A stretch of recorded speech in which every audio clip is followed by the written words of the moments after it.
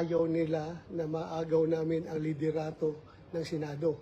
Pero naging successful sa pagharang sa akin dahil nakapasok ako talaga.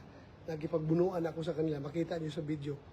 Nakipaghabulan ako sa kanila dahil gusto ko talaga pumasok dito.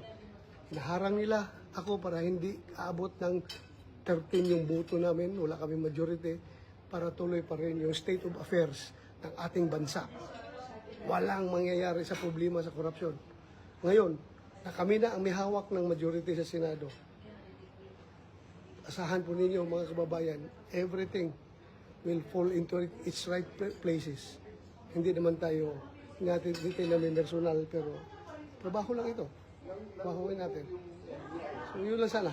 Sana masuportahan nyo kami dito dahil ibang usapan na ito. Sobra na. Sobra na mga kaibigan. Hindi na ito tama. Sana makakuha kami ng suporta galing sa inyo. Ako'y nakikiusap sa inyo, mga kaibigan, mga kababayan. If you love your country, you love the Philippines, please help us preserve the sovereignty of this country.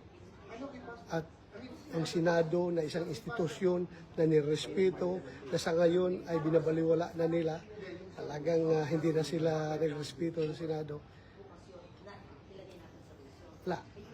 Kawawa ang bansang Pilipinas. Matanda naman ako. Okay na ako. Pero kawawa yung ating mga anak, mga apo natin. Magkakaroon na ganitong klaseng bansa. Magtutulungan po tayo mga kababayan. Ako yung apila sa inyo. Sana magtulungan tayo.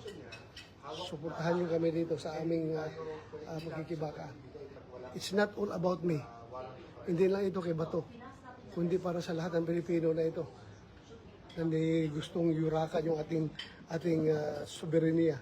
Kawawa ang Pilipinas. So yun lang po. Salamat sa pakikinig.